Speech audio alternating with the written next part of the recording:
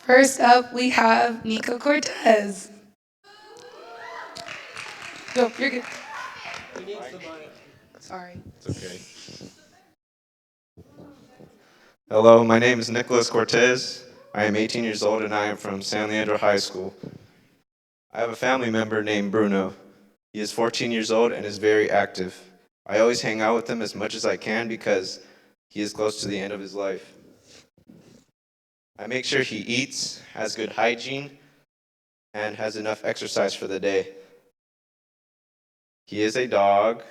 Everyone welcome Bruno Cortez.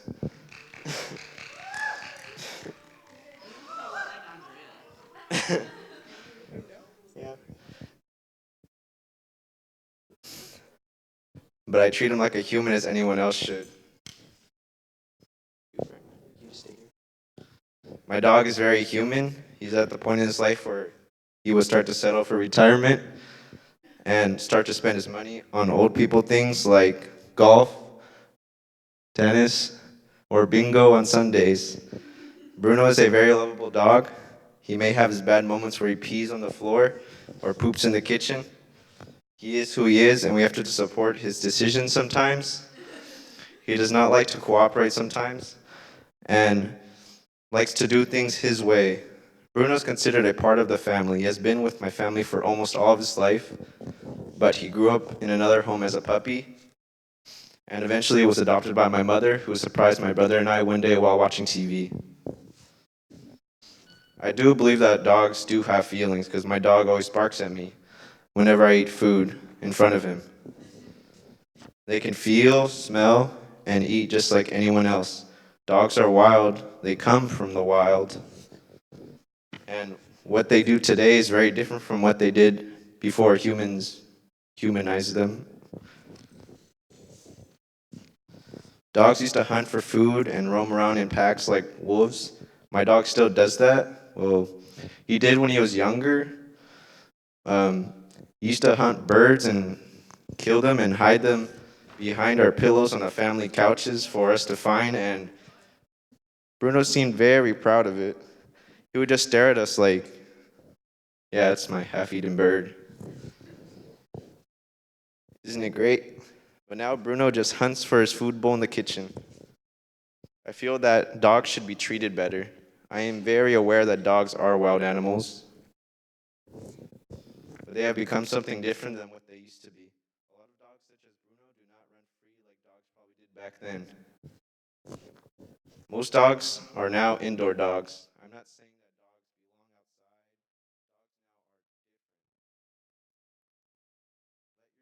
belong outside. Let your dog sit at your family table with you, watch TV with you, and eat with you. Let your dog go outside with you. If you can, take your dog with you. Maybe not to work or school without permission, but dogs need to be very active because that is what they were made to do. I'm also not saying they should be inside all day like some humans. People mistreated their dogs. I know people who would never hurt their best friend. You you could without even knowing though. I have mistreated my dog sometimes. I wouldn't even like walk my dog for days and the only place he would be able to run was with the family of birds he would kill in my backyard. After looking back, I've come to realize how sad my dog must have been, not being able to explore what's outside of the doors that trapped him inside. So recently, along with the help of my family members, my dog has been taken for walks a lot more. My mom is the one who walks him the most. I think she's trying to take him away from me because we have a bond. Um, anyways, Bruno and I have always had a bond together, but ever since more walks, Bruno and I's bond has grown a lot. Now Bruno naps with me and always wants to be near someone. He enjoys company more than ever. If we brought him to the couch before, he would leave to his bed. Now he stays with us on the couch. He follows us wherever we go.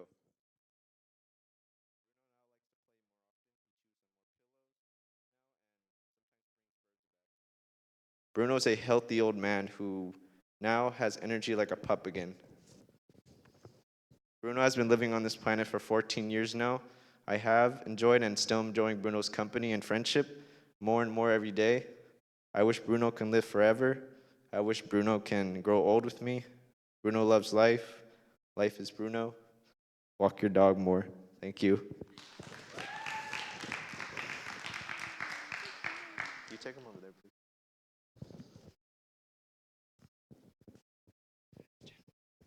Another round of applause for Nico.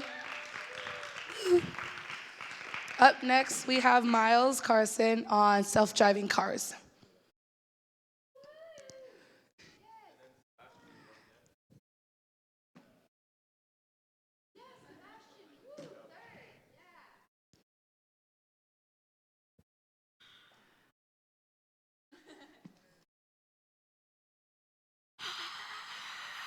The crowd goes.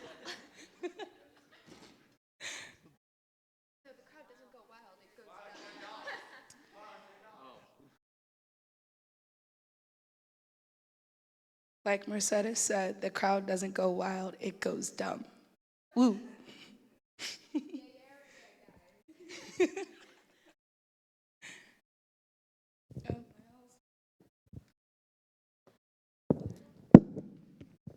Thank you, Vay. So imagine you're driving down the road, and all of a sudden, there's a man he jumped out, he fell in the street, and only thing you have to do is either keep going right through him, or you can crash your car. Only options. As a human, I would naturally swerve out of the way and try to slam on my brakes to stop safely and avoid the person at all cost. As we see self-driving cars come along, we need to ask, will they make these decisions to save the life of the pedestrian, or will they keep going through them to save the lives of the people? Self-driving cars are becoming more relevant in our future, and it's not only can they make these decisions, but will they make these decisions? This is a question of ethics, and I believe that self-driving cars are going to put the lives of the car and the people inside of them above the unprotected pedestrian. We need to make the decision that says, are artificial intelligence going to be able to save the lives of people instead of the lives of the people that are inside the car that are much safer? Artificial intelligence lacks the emotions needed to say, let's say make a connection and say, this person has a life and they need to be protected. Instead of saying, hey, I'm an artificial intelligence, I'm here to drive the car and keep this car safe. It needs to be able to sacrifice itself in order to save the lives of others. Take, for example, the AI Twitter bot, Tay. It launched in March 2016 and was taken down not even a day into its release because of the offensive comments it made, as seen here. Tay showed that AI lack emotions needed to save lives. How self-driving cars see the road is also another way so that they are not going to be able to make the decision to save the lives of people. Self-driving cars here see the road as objects with numbers assigned to them.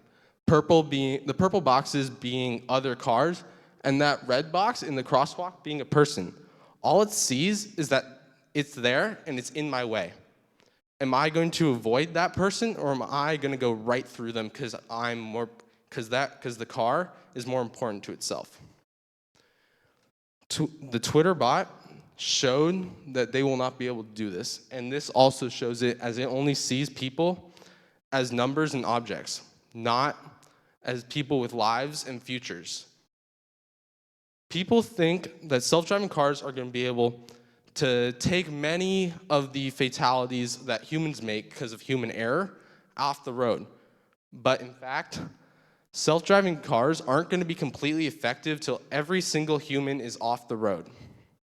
And universal acceptance of self-driving cars is going to be very difficult as they are extremely expensive to produce as of right now. People aren't really accepting of robots driving them around everywhere. And lastly, people just want to drive their cars sometimes. I know for a fact that I enjoy driving, and sometimes just going fast down the freeway is really nice. Overall, humans are our safer option as we have the emotions needed to protect the lives of others on the road, and as driving is extremely fatal if something goes wrong. And self-driving cars do not operate with that emotion needed to protect the lives of others. Thank you.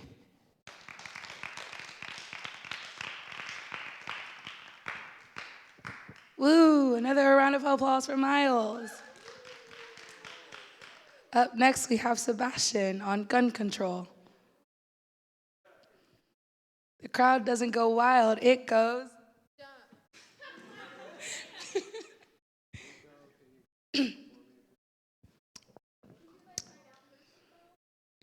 And we also have Nico Cortez as the clicker.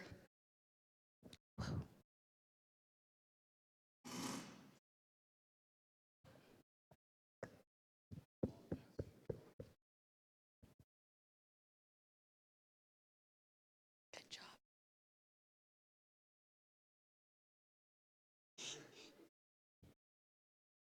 How's everybody this morning?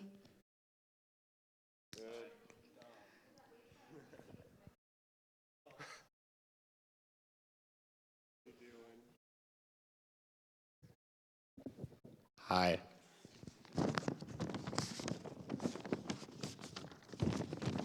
Okay, so I did not prepare at all. So if this is bad, I'm not sorry. Okay, so this is me on the problem with gun control. And there's a trigger warning. So if you're easily triggered, try not to be. So, yeah, if you're easily triggered, don't be. Okay, so I'm going to say two opinions that are both extremely unpopular in the modern age. The first of which is being that I'm a full Second Amendment supporter. I believe it's a vital part of the Constitution, and it can keep our government in check from a totalitarian takeover.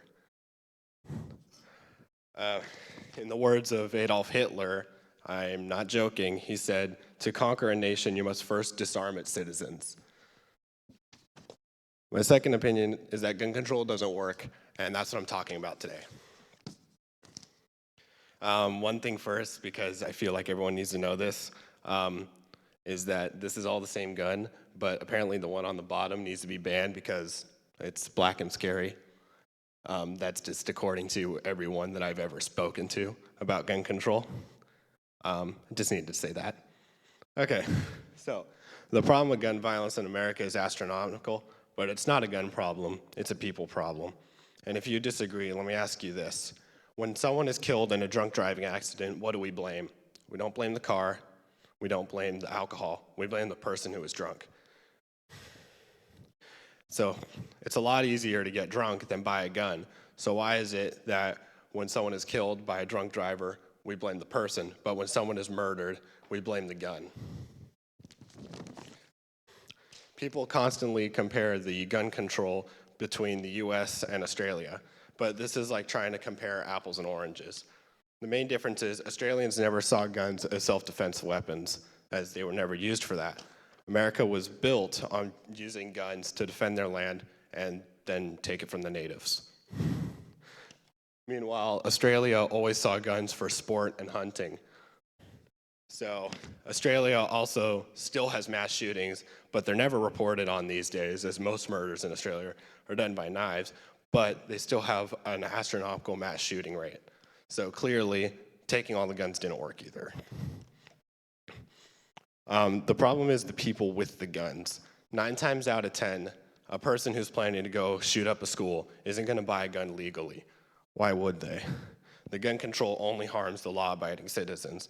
And this is a little outdated, but this basically shows the steps to get a gun in California.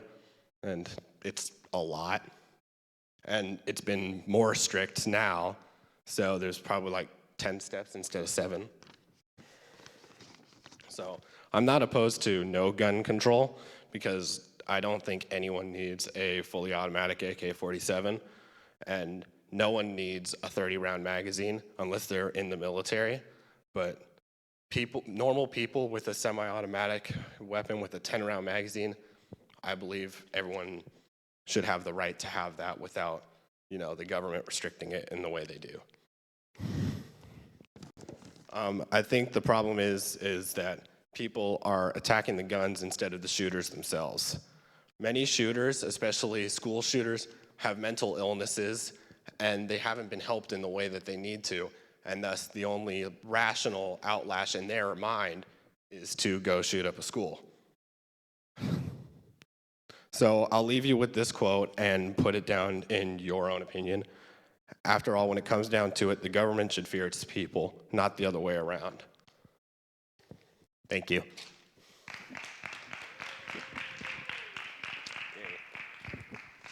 Another applause for Sebastian. Ooh.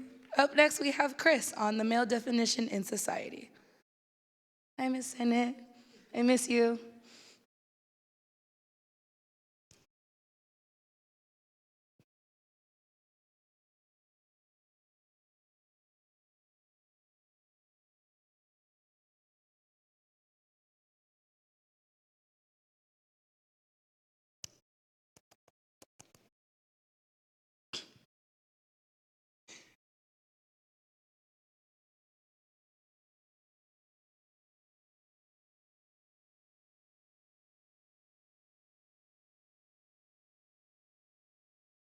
Too late.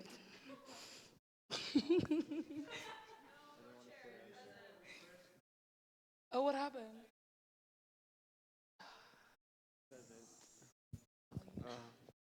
How do you use the clicker? You never taught me. Oh my god. Amazon Basics. No. Hello, my name is Chris. I know my topic may be. Oh wow, it actually worked. I know my topic may be basic, but I would like to share my story of the male definition with you. Now, I know that many of you have heard these sayings before of not being manly enough, or that some jobs should be only done by men. Now, I'm not talking about jobs as in occupations, but things we do in our daily lives. In my family, when I was young, my dad told me that women work in the kitchen while men do all the heavy lifting in the in the garden. Now, because of this, I never knew how to cook for myself, nor did I know how to use an oven. I didn't even know you had to preheat the oven. Man, having braces sucks. Now, growing up in that kind of environment, you don't know that the worst part about it is that you don't know you're being taught to be sexist. In my family, caring for your appearance is associated with females. Do I have to use the mic? Can I not?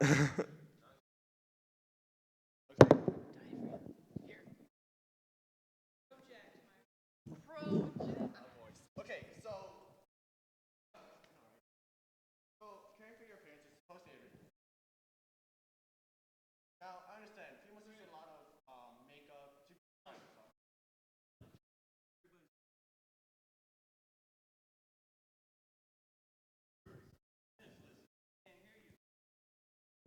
but it's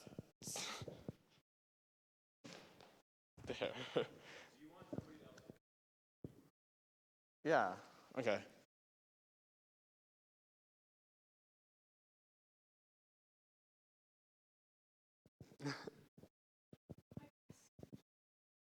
See, I told you it was hard.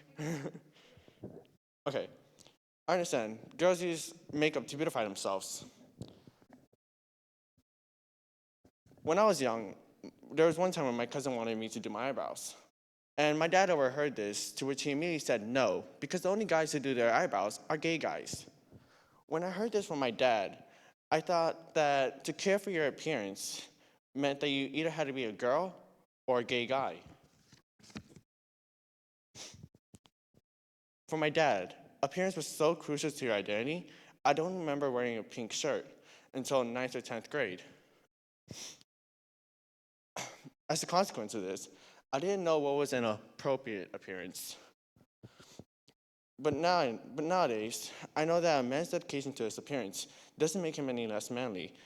It just shows that they are selective about their appearance. Appearance wasn't the only thing I found difficult. It was showing that I didn't know how to express my feelings.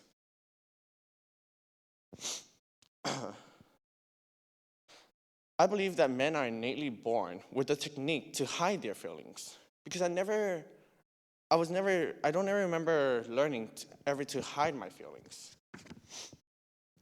Throughout my life, I heard that that men aren't supposed to cry, nor are they supposed to show any exaggerated feelings. Men always try to keep their cool and not act surprised unless circumstances allow for it. Men are supposed to be emotionally stable and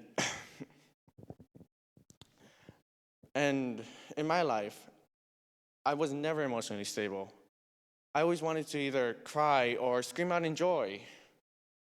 However, there was one time when I got caught doing something bad, and as the teacher was lecturing me, I started to have the urge to cry, but my mind kept telling me that if I was to cry, it wouldn't make me feel any better.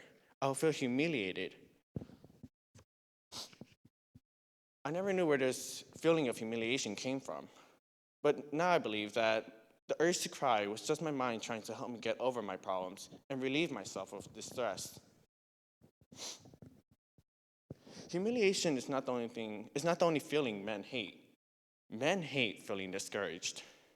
The most common time that men feel discouraged is when we get beat by a girl in a sport. Now, it is scientifically true that men are supposed to be stronger physically than women. The first sport I did was soccer. Thank you, Sadie.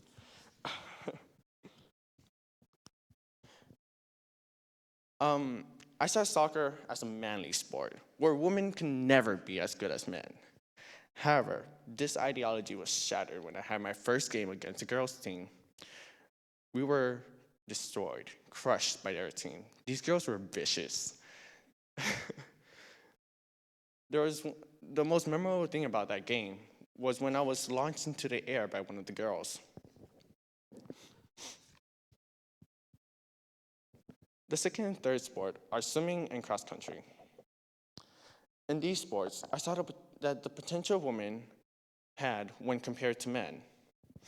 Many women were just as good as guys, and sometimes even better. I know that most girls were better than me at running. And guys, you don't have to be better than women at a sport.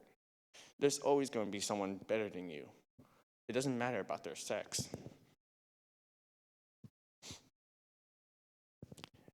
In conclusion, being a man doesn't mean you have to show your dominance. Nor doesn't mean you have to be strong and emotionless. Being a man is simple. It's about your preference. Society puts definitions onto us. However, this definition has to conform with your personality. I know it's cheesy, but just be you.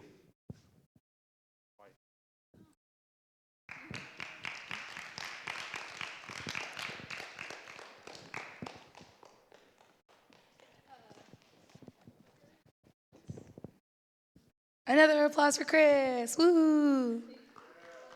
Up next, we have Lily Seavey on how to tell a good story.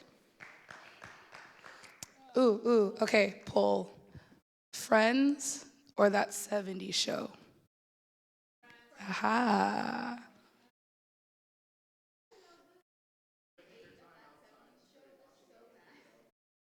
I do not know how to entertain. No.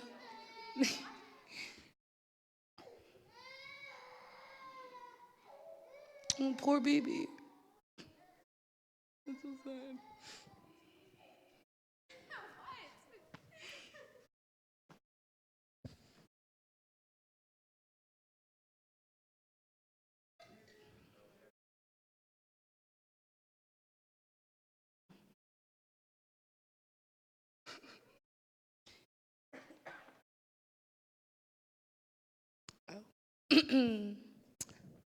Technical difficulties.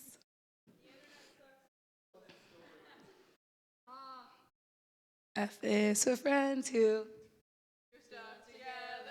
It was for you and me. Oh, God.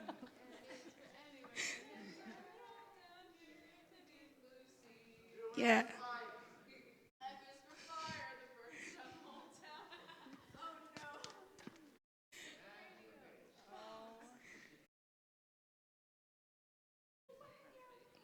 I can't sing.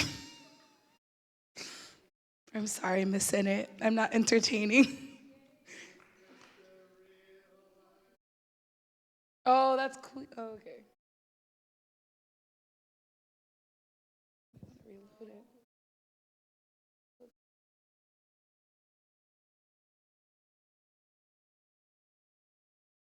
Would anyone like to come up and sing?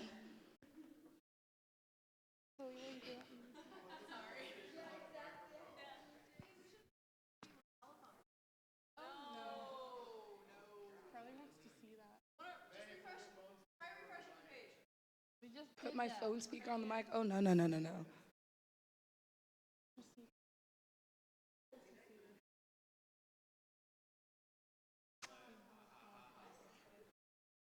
That's such a small slide. Okay. Slides are off.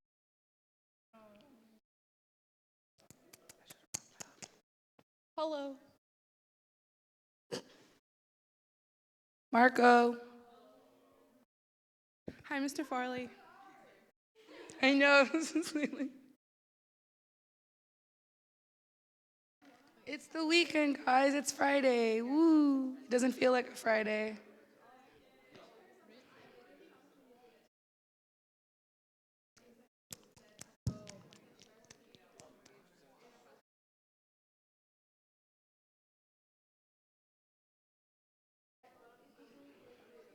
Hi, Bridget. Would you like to entertain?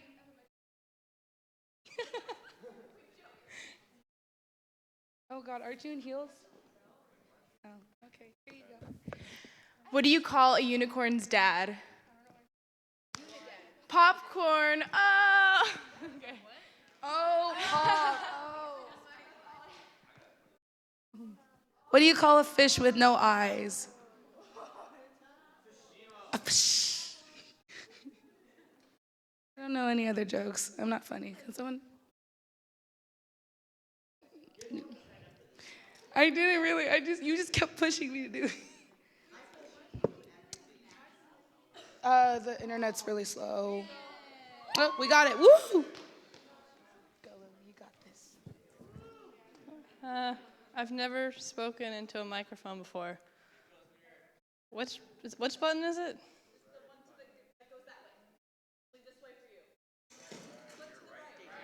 Ooh, okay. Hi, everyone. So, what makes a good story? When I was about 7 years old, I was asked to write a story based on a true event that happened in my life. I decided that I would write my story about spiders, specifically my dad taking one out of my room and putting it outside, not killing it. We tell stories all the time. What we did last night, what we did last weekend, and most of us, when I was telling my story in second grade, I discovered one of the most amazing things ever: exaggeration. Can I start over? Is that okay? Can I just redo this whole thing? Just all the way back, okay. Okay, hi everybody, how's it going? Yeah, okay. So, what makes a good story? When I was about 7 years old, I was asked to write a story based on a true event that happened in my life. I decided that I would write my story about spiders. Specifically, my dad taking one out of my room and putting it outside, not killing it. Now, my dad had rescued from spiders countless of times, just not in the heroic fashion I described in my story. The thing I didn't know as a 7-year-old was that I had encountered one of the most amazing things ever: exaggeration. We tell stories all the time. What we did last week, what we did last night, and most of us exaggerate just a tad. You see this drunk guy on the street, and he's like, hey, can I get some change? And you're like, ew, no bye. But when you tell that story to your friends, instead of being like, well, I saw this drunk guy on the street, he asked for some change, you're like, guys, last night before the power outage, this drunk guy asked for some change, and I was like, no, sir. And then he smashed this bottle on the floor, and he spit on me. And your friends are like, ew, gross drunk guy spit. And you're like, I'm awesome. Even though that didn't even happen. You exaggerate just enough that the story didn't scream, yeah, right. It gave you a sense of gratification in telling that story. The same thing happened when I was asked to explain why I chose my story on spiders. Nothing could have made me happier. So Ms. Hong, she asked me, why'd you choose your story on spiders? And I told her something along the lines of, Ms. Hong, spiders are a big problem, but we need them.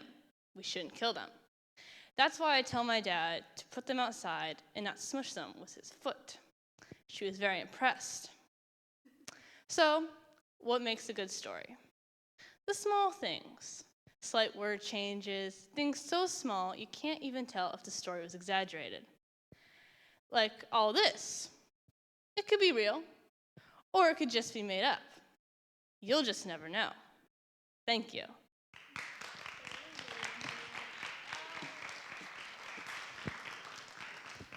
Woo, another round of applause for Lily. Up next, we have Jyla. Woo, woo, woo, woo. And we have Sebastian as the clicker. Okay. Hello, we have Mercedes.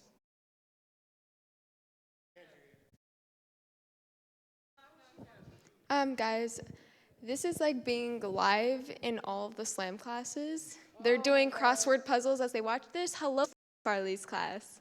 I was just in there. Yes, this is live.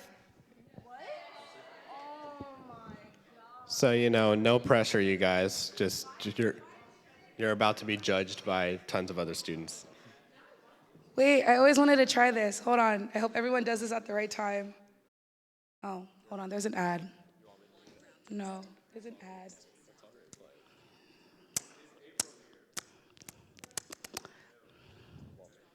I'm very upset. No, I can't. What the fuck? Why can't? Yeah, no, I hope everyone does it at the right time.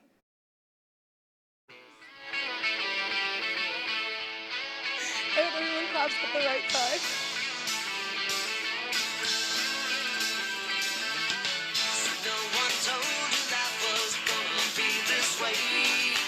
Yay! You guys are all winners. Congratulations.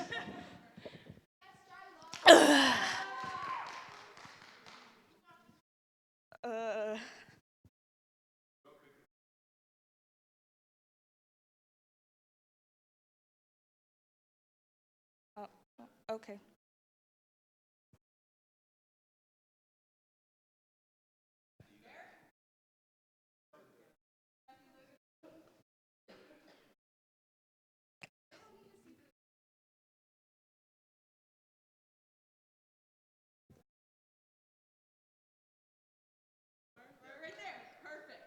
Okay.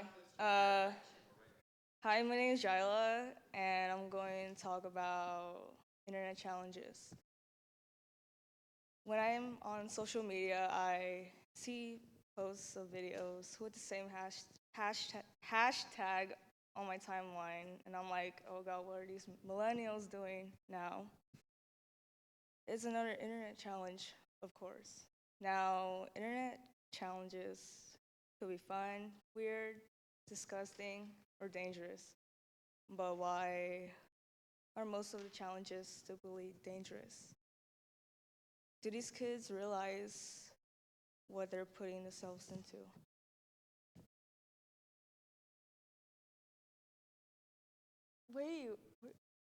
wait, go back. Okay. Oh God. One time after school, I was on my way to see my teacher, and I was passing by the music building. As I was passing by the music building, these kids and two securities were around this boy. I was sitting against the wall, and apparently my teacher witnessed what just happened, and I asked him what happened to the kid. He told me the boy ate the hottest pepper. He had that disappointment on his face, and I was like, and I was thinking, damn, bro, why would you do that at school? You guys are probably familiar with these harmless challenges. The cookie challenge, condom challenge, Harlem Shake, the ALS, Chubby Bunny, Cinnamon Challenge, the water bottle flip, and the mannequin challenge. And these are good examples. So yeah. And one of my favorites is the Harlem Shake, which is all started by Joji, the one in the pink suit, known as Filthy Frank on YouTube.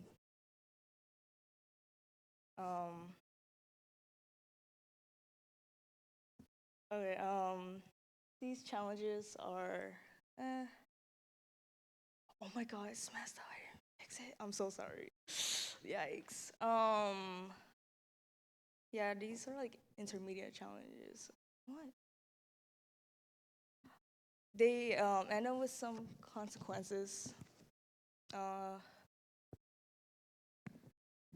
Now we got the worst of them all. I believe this is the stupidest challenge surfaced on social media ever. Yes, I'm talking about Tide Pods, despite the fact that eating them can be lethal. It's unfortunate teens are posting videos of themselves consuming the pods for attention. Yeah, teenagers are more likely to do risky things with this. This is out of pocket. Like, young children are usually the one to eat Tide Pods on accident, but in this case, I guess not. This situation started off as a meme, and later on, people actually started to consume them. I forgot to add a slide, but according to AAPCC, there's 196 reported cases of intentional exposure to the laundry pods this year. I don't know if you guys noticed, but Ty posted a video about eating the pods on YouTube.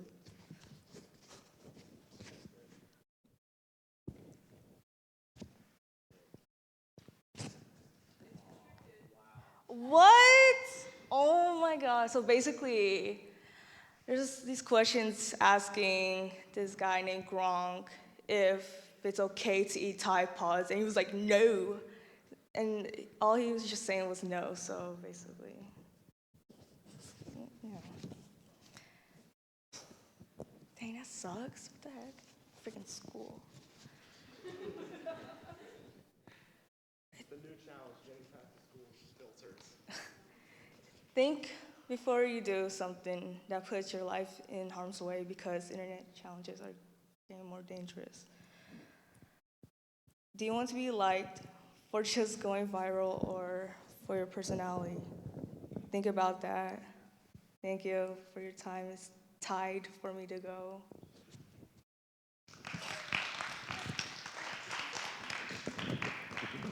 All right, guys, I have like a quick thing. So have you guys ever been like walking through the park and you see like couples' names carved in to the trees? Yeah. No? Yes? Yeah. Well, most couples do it on dates, but everybody thinks it's sweet and everything and like, oh my God, they're gonna be together forever, right? But nobody thinks, why do they have a knife on their date? Do you guys think about that? No. Thank you. They have pocket knives. Most do. All right. Give another round of applause for Jyla. Up next, we have Destiny on the art of finesse. Woo, woo. Oh, okay. God, Mercedes, you started to creep everyone out now. Just a quick announcement. Miss Annette says that she can have you trouble. So make sure you speak. Then turn up your volume. Sebastian got it. Hello, guys. I'm here to talk about the art of finesse. All right, so when I come to school every day, I hear people talking about like, oh my God, I didn't do homework. Oh my God, I didn't study. I'm like, you guys are losers. Losers. You need to start finessing people.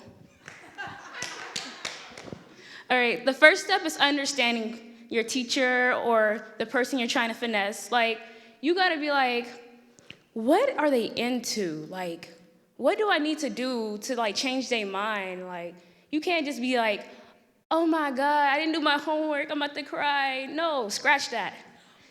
You gotta be like, all right, I know she doesn't take things on time, but if I tell a story, I can change it. And so you gotta go up to her and be like, all right, so my grandma was in the hospital last night and I had to go and I was trying to do my homework, but every time I did, my grandma needed something. So I was like, all right, grandma, I can do this, scratch homework. And I was like, you know, my teacher should understand this. And I'm gonna be like, all right, so would you rather me do homework or have my grandma suffering? And then she's gonna be like, okay, I'll give you an extra day. And I'm gonna be like, all right, good. And then if that doesn't work, most time it should, but if it doesn't, you gotta, all right, so my homework is not important, okay? My grandma is. Do you think your grandma will wanna know she's dying because you have to do homework? And then she's gonna be like, okay, I understand. I'm gonna be like, thank you very much.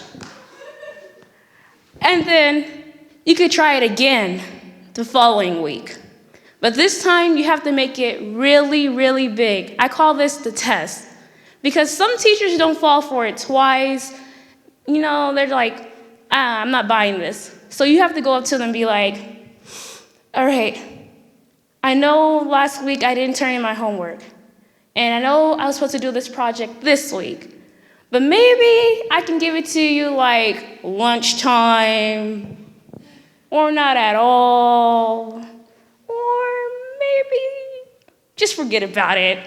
And they'll be like, all right, get out my face. And I'm like, all right, I'm just playing. How about I did my homework, right? But my backpack got stolen.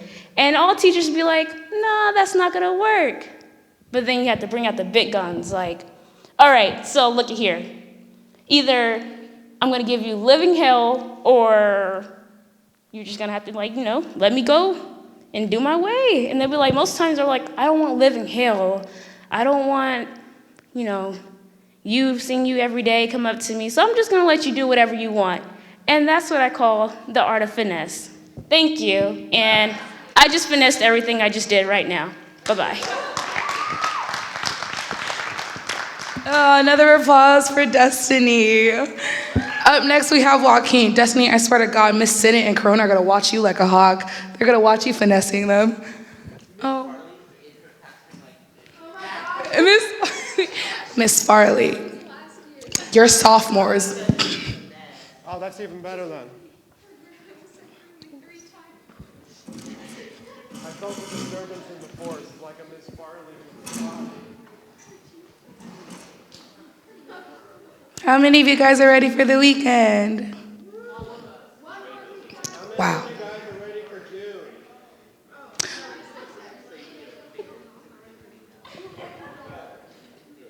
Oh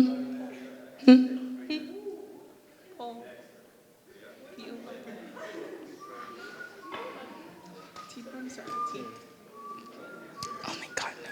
That's my thing. I would put T-bumps. What the heck?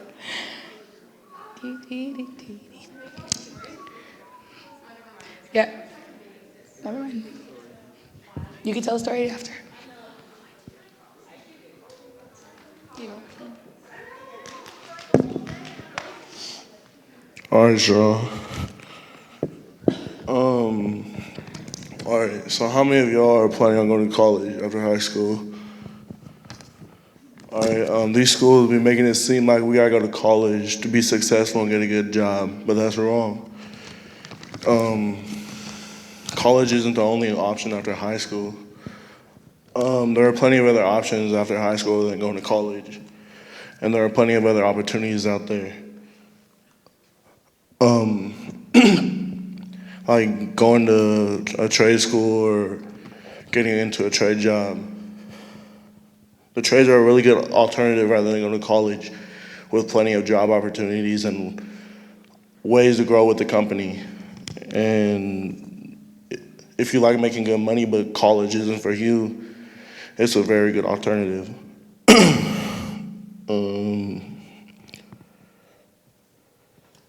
They want young, hungry people just like you and me straight out of high school to go work for them and grow with them as a company.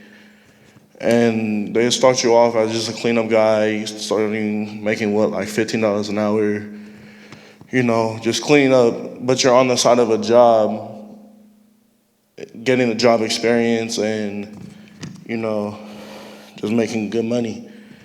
Then if they like you, they'll offer you opportunities to grow with the company and take the next level. They'll send you these classes so you can learn the skill of the job, paying you like $16 to $20 an hour, and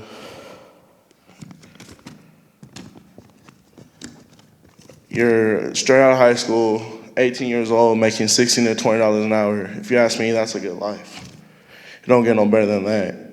So by the time you're in your mid-20s, you've already had 5 to 7 years of work experience, making $15 to $20 an hour. You don't get no better than that.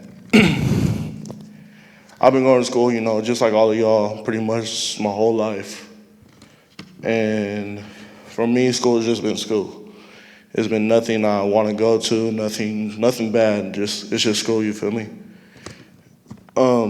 Throughout my years of going to school, I always thought I wanted to go to college. For what? I had no clue. I just wanted to go play baseball for college.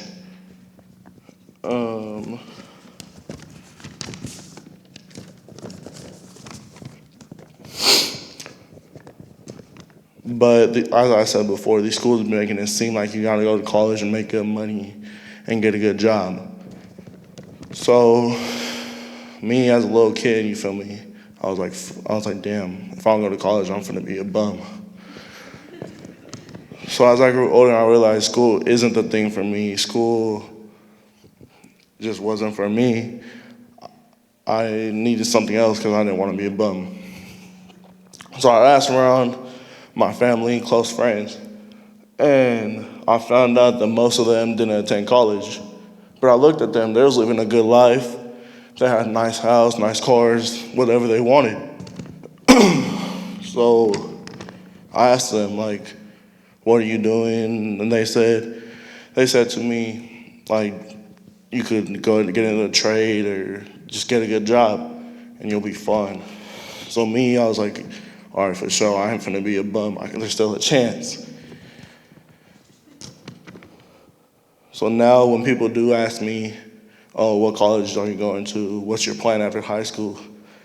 I look at them and I tell them, I'm not going to college. School isn't for me, this and that. And they just give me this look like, what? You finna be a drug dealer? You finna be the next drug lord or something? I'm like, no, my plan after high school is to get into a trade school or trade job, and work my way up from there. I mean, don't get me wrong. College is good for a lot of people, and a lot of people are successful because they went to college, and they're making good money. But if school isn't the thing for you, and you're on the edge of unsure of going or not, there's other opportunities out there to still have a good life and make really good money. Good money. Thank you.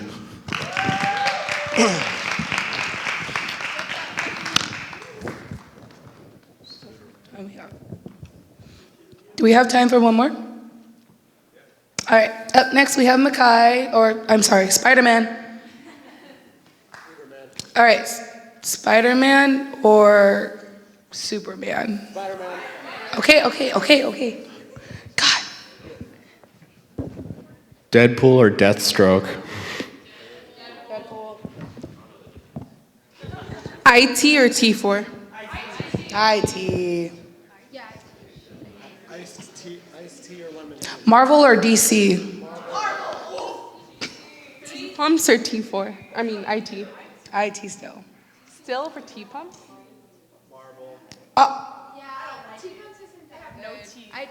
That's true. Who's psyched for Deadpool 2? And then they don't even serve that many, like that much more. True. You have to have school. Yeah, but even with extra, it's like bare minimum outside. And they're bigger, so they look like. They look a lot, but they're not.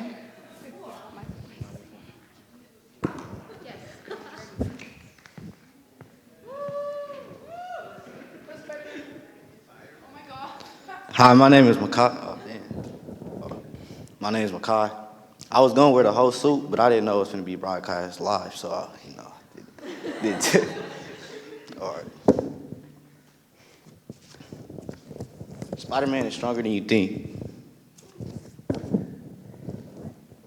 Most people think of Hulk, Superman, or Thor when they think of strong superheroes.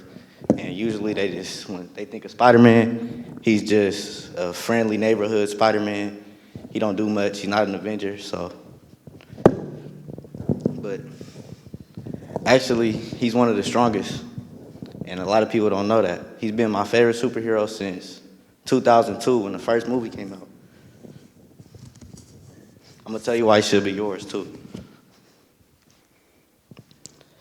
Spider strength is 2 to 120. They could lift 2 to 120 times their own body weight, which is crazy. And the spider that Peter Parker got bit by was exposed to radiation twice, making it a super spider. So, and he got bit by that, which makes him able to lift 10 tons, which is 20,000 pounds. And like normal humans, when they get older, they get like more strength, like grown man strength. So if he can lift 10 tons at the age of 15, imagine when he's 30. His first appearance was in Amazing Fantasy number 15 in 1967, and his first movie was in 2002. And if I do say so myself, I'm an excellent Spider-Man drawer. I should have brought some pictures, but I didn't. And Cosmic Spider-Man, which is this one, he can lift over 100 tons. He has the power of the universe, so that's crazy. He has a lot of strength feats in all the movies, comics, TV shows, etc. He even hurt the Hulk and made him bleed, which is incredible because not a lot of people can do that. But this Spider-Man this one punched him all the way into outer space. He's strong enough to destroy a whole Iron Man suit with his bare fist, and he can create craters and shockwaves with his punches. He even caught a car thrown by Hulk, lifted a helicopter with one hand, lift trains, and held up a whole building.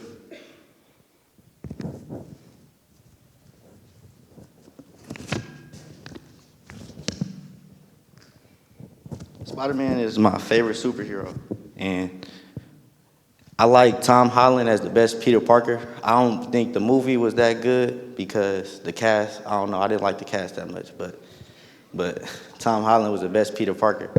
I feel like Tobey Maguire and Andrew Garfield were both too old. So I challenge you to go watch the movies coming out. He's coming out in Avengers, Infinity War, and he has his own movie next year. So I challenge you to go watch those and see what strength feats he shows. Thank you.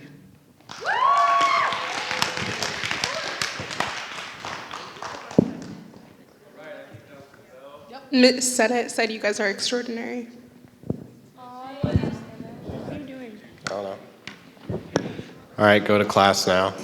Get the hell out of here. Also, Tobey Maguire is the best Spider-Man, hands down, and if you disagree, you're wrong. Tobey Maguire for life.